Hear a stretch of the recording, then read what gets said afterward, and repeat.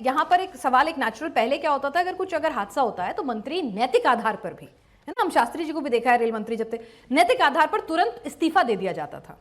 भाई एक बार हुआ, चलिए ठीक है, आपने मान लिया 2024 में हुआ, आपने करेक्टिव मेजर्स लिया, अगर दोबारा हो रहा है, आप ही की मिनिस्ट्री में हो रहा है, तो विपक्ष को ये मौका ही क्यों देना सवाल उठाने का। पिनाज आपकी बात बिल्कुल ठीक है। ये हैरत की बात है कि भारतीय लोकतंत्र में 1963-64 में कभी इस्तीफा दिया होगा, उसके बाद से आज तक कोई उदाहरण नहीं है। अगर उदाहरण दिया जाता है तो शास्त्री जी का उदाहरण दिया जाता है, उसके बाद किसी मंत्री ने नैतिक जिम्मेदारी लेके इस्तीफा लिया तो गया होगा। नहीं, एक सेकंड, उन्होंने खुद दिया था। उन्होंने तो दिया था, चलिए वो वक्त नहीं रहा, वो नेता नहीं रहे, लेकिन लिया तो होगा। मैं उस डिटेल में जाना नहीं चाहता, पहली बात। दूसरी बात, मैं सहज मानता हूं कि अगर 2024 में हुआ था, और मैं इसमें सरकार की किसी जिम्मेदारी से बचाना नहीं चाहता, सरकार तो है, लेकिन इस 24 से लेकर 26 के बीच में लगातार संसद में, संसद के बाहर या अदरवाइज कोर्ट में, क्या विपक्ष को ये नहीं थी कि लगातार वो पूछता कि क्या हो रहा है इसमें? जब ये सारे अपॉइंटमेंट हो रहे थे तब उन्होंने संसद में आवाज उठाई।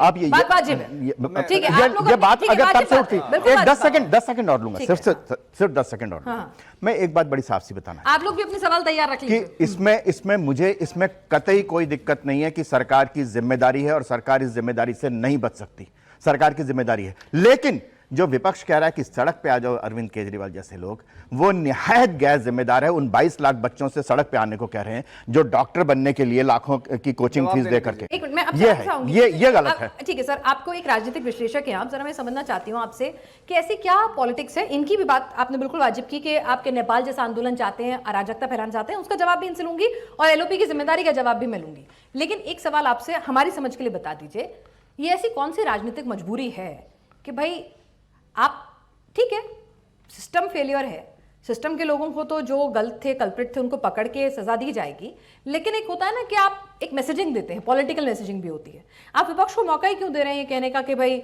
शिक्षा मंत्री को हटाया जाए? क्यों नहीं वहां पे प्यूनिटिव एक्शन लिए जा रहे हैं? इन्होंने गैर जिम्मेदाराना बर्ताव किया कि जब ये पोस्टिंग्स हो रही थी तब हाईलाइट नहीं किया, लेकिन सरकार ऐसा मैं एक पिनाज एक बात और बता दूं, क्या पॉलिटिकल मजबूरी कि विपक्ष भी एक रस्म अदायगी के लिए इस्तीफा मांगता। आज तक जितने इस्तीफे मांगे किसी का हुआ क्या? किसी पर अड़े क्या? ये रस्म अदायगी कर दी उन्होंने भी, अपनी छुट्टी कर ली, अपनी छुट्टी कर ली कि हमने इस्तीफा। ये सिर्फ दिखाना चाहते हैं। और सबसे इंपॉर्टेंट बात, एक छोटी सी बात और बता दूं, यहाँ पे कह रहे थे विवेक साइलस, कह रहे थे समाजवादी पार्टी में, समाजवादी पार्टी के समय में ना पेपर लीक होने की जरूरत नहीं पड़ती थी। उससे पहले कल्याण सिंह की सरकार थी, उन्होंने एक कानून बनाया, नकल विरोधी कानून।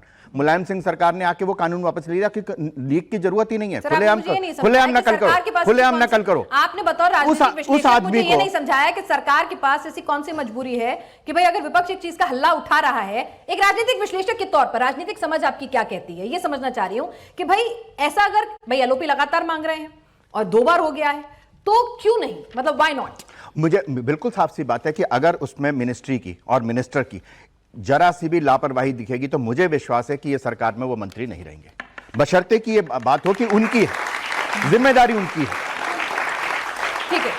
और ये जो एनटीए के जो चेयरमैन हटाए गए, फिर उनकी जो पोस्टिंग की जो पूरी कहानी है, भाई ऐसा तो है नहीं, चलिए विपक्ष तो लापरवाह था, है ना, उन्होंने अपनी जिम्मेदारी नहीं निभाई, तो सरकार ने ऐसा क्यों किया?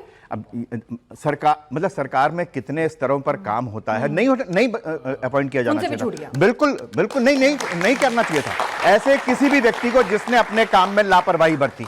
ठीक है, ये जिम्मेदार था कि नहीं था, वो इन्वॉल्व था या नहीं था, लेकिन अगर वो अपनी जिम्मेदारी को ढंग से नहीं निभा सका तो उसको ऐसी किसी भी जगह पर पोस्ट नहीं किया जाना चाहिए था। एक मैसेज देने की बहुत जरूरत है, मैसेजिंग बहुत जरूरी होती है राजनीति में।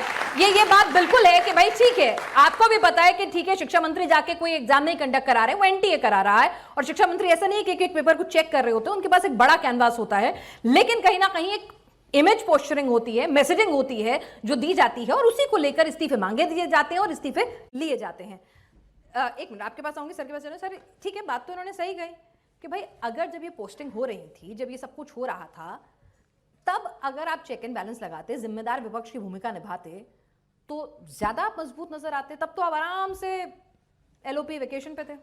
देखिए पिनाज जी, मुझे लगता है ना किसी का इस्तीफा नहीं होने वाला। हमारे गृह जनपद से आते हैं माननीय रक्षा मंत्री जी राजनाथ सिंह जी, उन्होंने कहा कि हमारी पार्टी में, हमारी सरकार में इस्तीफे नहीं होते हैं। बिल्कुल उन्होंने साफ कहा। जहां भी आप देखिए कोई बड़े से बड़ा कांड हो जाए, कोई बड़े से बड़ी घटना हो जाए, रील बनाते हुए मंत्री आपको हर जगह मिल जाएंगे, लेकिन इस्तीफा और जिम्मेदारी लेते हुए कोई नहीं मिलेगा। मैं एलओपी की जिम्मेदारी की बात कर रही हूँ, विपक्ष की जिम्मेदारी की बात कर रही हूँ, उन्होंने भी तो नहीं निभाई। अवस्थी जी की जवाब दे रहा हूँ। उन्होंने कहा कि 1963, 64, 67 के बाद किसी ने इस्तीफा नहीं दिया। मैं याद दिला दूं, ये तो बच्चे हैं, इनको भी पता होना चाहिए कि जब मुंबई में आतंकवादी हमला हुआ था तो क्या गृह मंत्री भारत सरकार ने इस्तीफा दिया था कि नहीं दिया था?